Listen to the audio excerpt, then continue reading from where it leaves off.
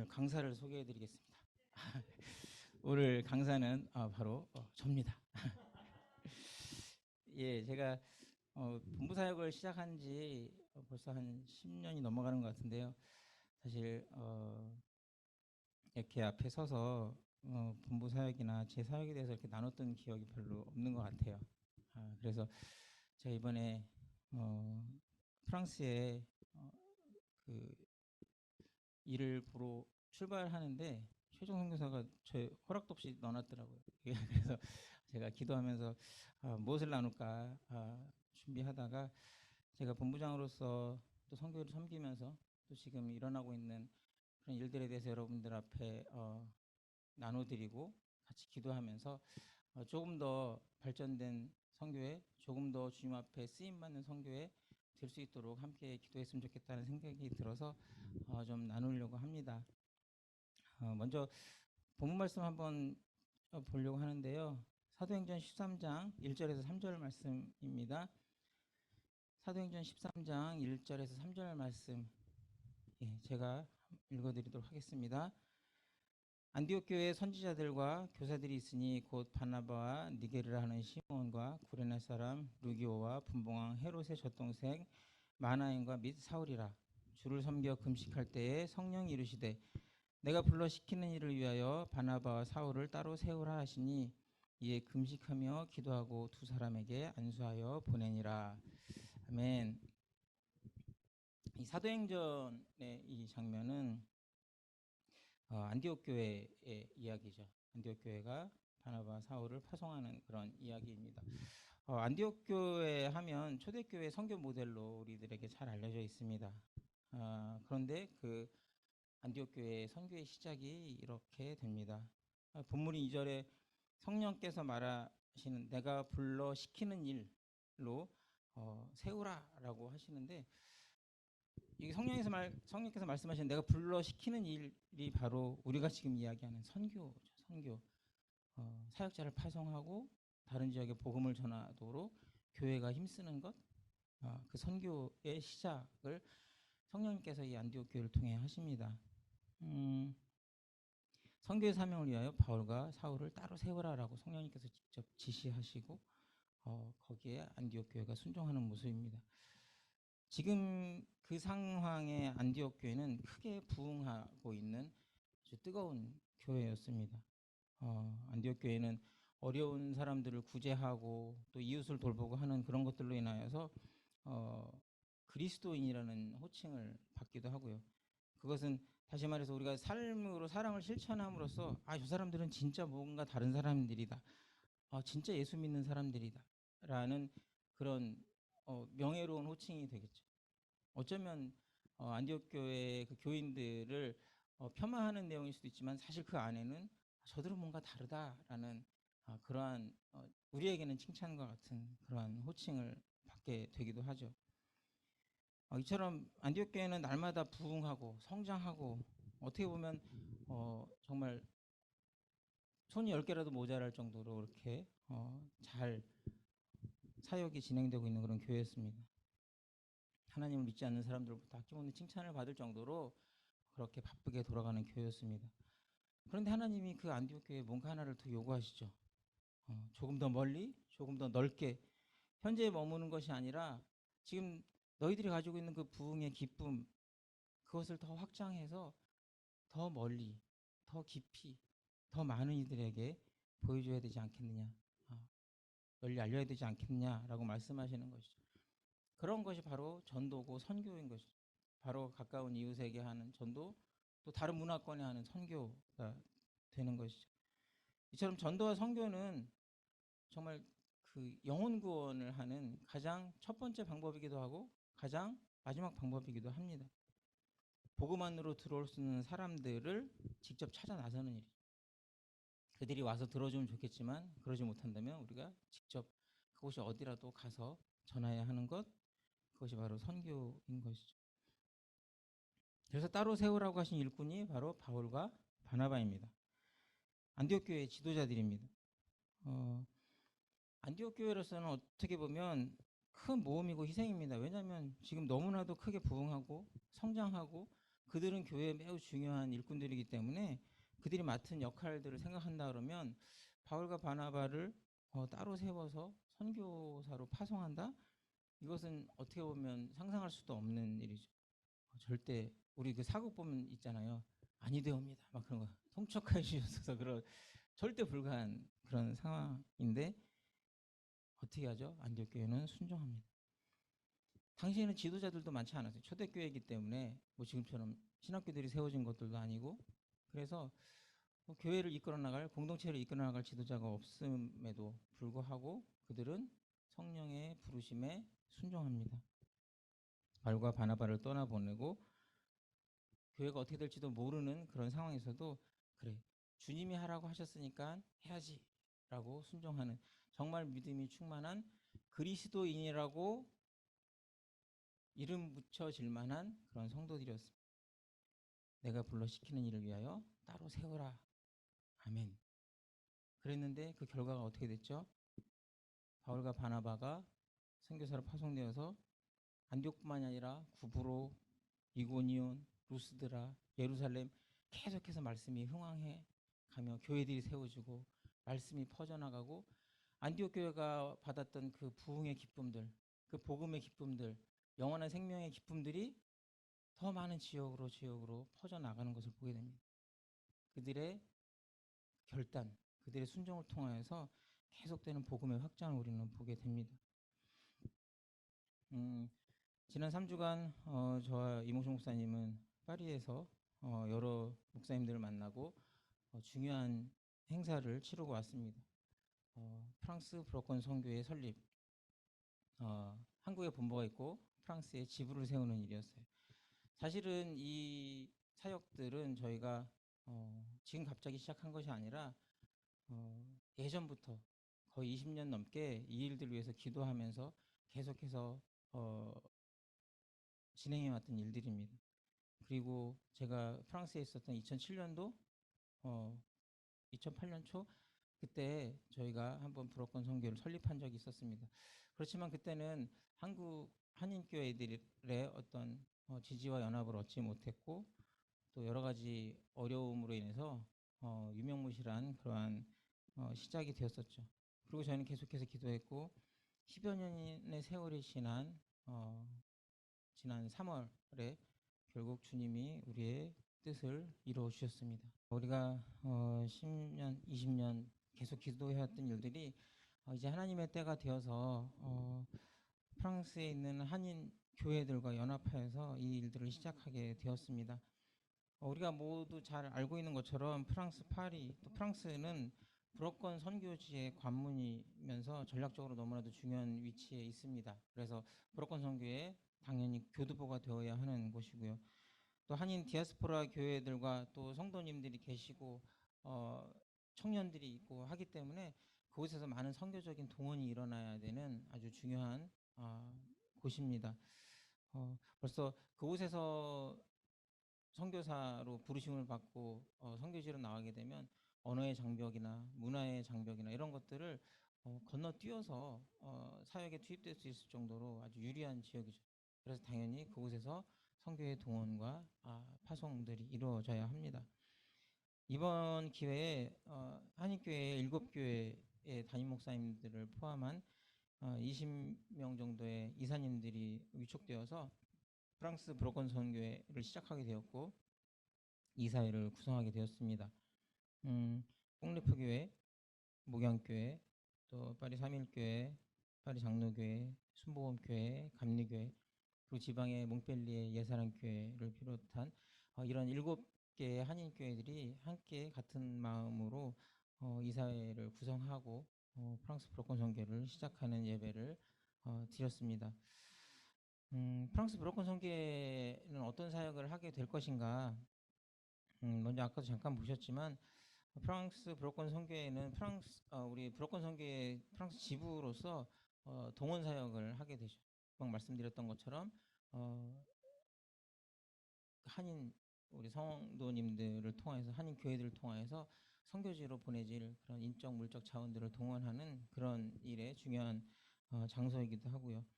또 브로건 선교회 네트워크 역할을 해야 합니다. 선교사님들이 한국에도 네트워크 있지만 프랑스 파리를 거쳐서 한국에 오고 가는 여러 이런 과정들 또 프랑스가 우리 브로큰 아프리카와 더 가깝고 여러 가지 정보와 자료들이 있는 것이기 때문에 그곳에서 많은 선교적인 그런 사역적인 정보 또 이런 동원 이런 그 네트워크가 이루어져야 하고요. 그래서 그곳에서 이런 것들이 준비되고 항상 갖춰져 있다는 것이 우리 선교사님들에겐 큰 도움이 될 것입니다.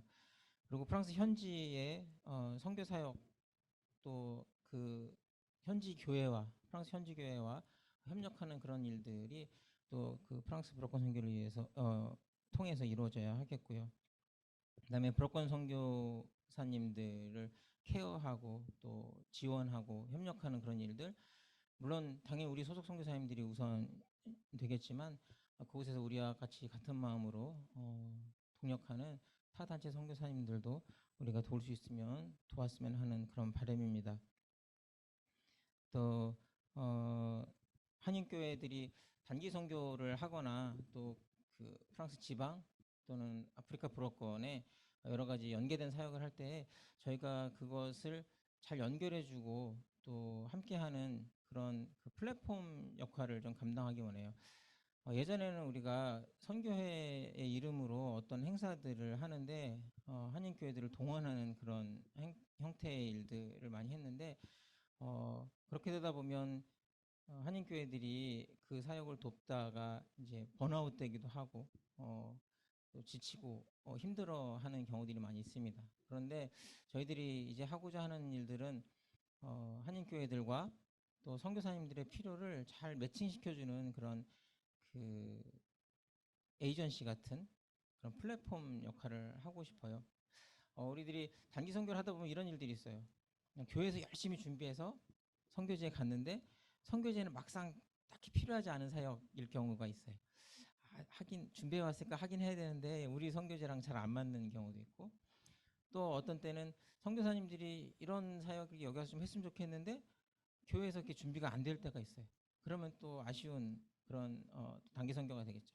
그런데 저희가 이제 그런 플랫폼 역할을 감당한다면 선교사님들이 어떤 단기 선교를 원하는지 오히려 플래닝을 하면 그걸 가지고 거기에 맞는 교회들을 찾아서 매칭을 시켜주고 그러면 교회도 이 사역은 우리가 할 수 있겠다 하면 그걸 맡아서 하게 되면 교회도 힘이 나고 또 선교지에도 필요한 사역들이 일어나겠죠.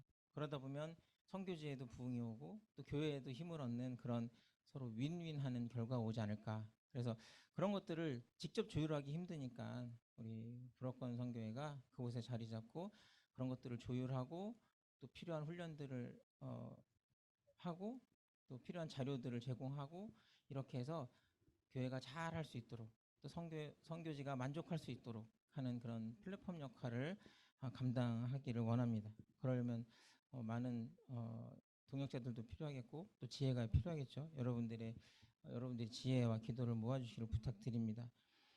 그리고 우리 브로큰 선교회는 중보기도 단체로 시작된 단체죠. 그래서 브로큰 지역의 중보기도 운동도 저희들이 더욱더 일으켰으면 합니다.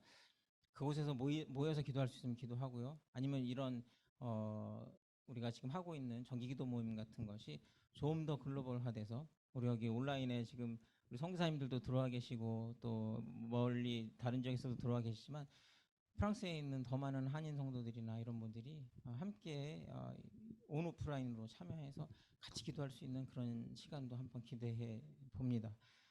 그렇게 하려면은 그곳에도 더 열심히 뛰어야겠죠. 사실은 그래서 우리가 프랑스에 사무실을 마련하기 위해서 지금 기도 중이고요. 또 알아보고 있고요. 그래서 재정도 필요하고 또 좋은 사무실도 얻어야 하겠고 그다음에 이런 것들을 잘 갖출 시스템도 갖춰야 되고 그래서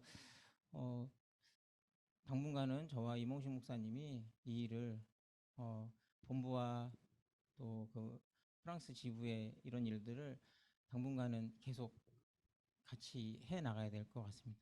마치 바울과 바나바처럼. 예. 목사님 바울 하시고 제가 바나바라든지 하여튼 뭐 그건 저희가 알아서 잘 분배를 할 테니까 여러분들 기도해 주시고 여러분들이 안디옥 하시면 될 것 같습니다.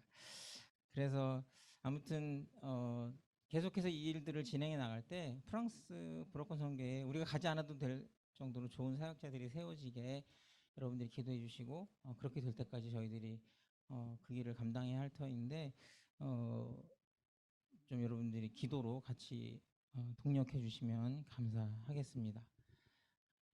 그러실 거죠? 예.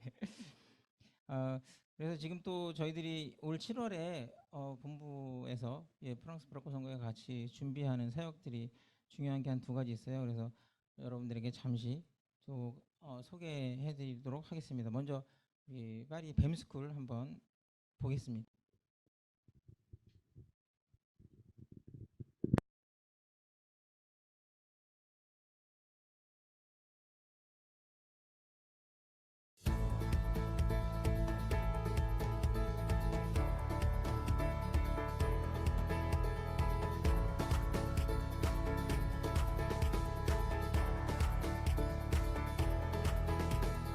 우리 젊은 친구들이 이 학교에 참여하게 되어서 다양한 질문들이 쏟아져 나왔고요. 대안을 제시하고 또 함께 고민하고 나눌 수 있어서 너무 좋았습니다. 자본의 힘을 가지고 있는 이 세상 속에 살면서 삶의 현장 속에서 우리가 성도를 만날 수 있는 장이 바로 뱀이라고 생각합니다. 지금 교회는 어떻게 보면 세상에서 고립되고 있는데 정말 세상 속에 있는 사람들을 만날 수 있는 것이 이 비즈니스 선교라고 생각하고요. 그 하나님의 사람들이 이 비즈니스 현장 속에서 일을 감당한다면 정말 많은 선교적 열매를 거둘 수 있는 좋은 장이 될 거라고 생각하고 있습니다.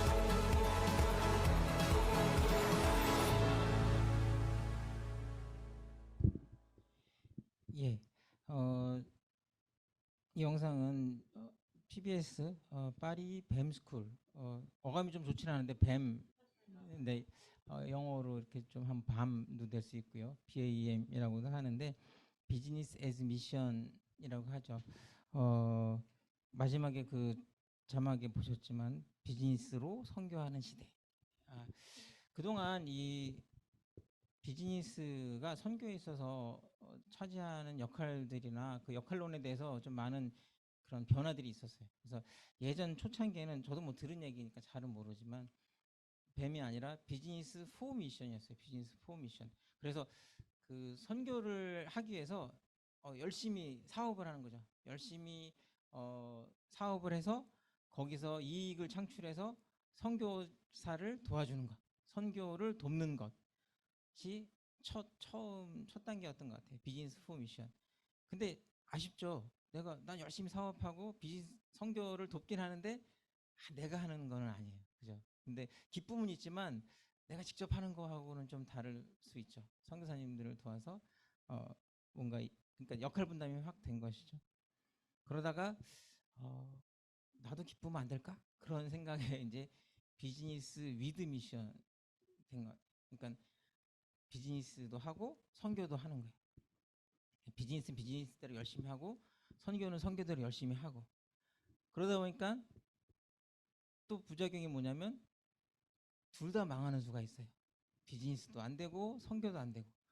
왜냐하면 비즈니스라는 게 진짜 집중해서 해야 되잖아요. 비즈니스 하시는 분들 보면 막 밤을 새워서 막 연구하고 고민하고 해서 하는 게 비즈니스잖아요.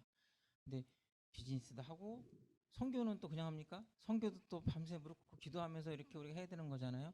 그러다 보니까 둘 중에 하나만 성공해도 반타작이지만 대부분의 경우는 이도 저도 안 되는 경우들이 많이 생기더라는 것이죠. 그래서 또 고민하고 기도하면서 시도하는 것이 밤, 비즈니스 애즈 미션, 비즈니스로 선교하는 시대를 열어보자. 그러니까 비즈니스를 열심히 하는데 그 안에서 선교가 일어나는 거예요. 따로 선교하는 게 아니라 그냥 내가 하는 비즈니스가 선교가 될 수 있도록 그렇게 하려면 여러분 되겠어요? 그냥 기도하고 연구하고 더 힘들게 비즈니스하고 더 힘들게 기도해야만 비즈니스가 선교가 될 수 있겠죠.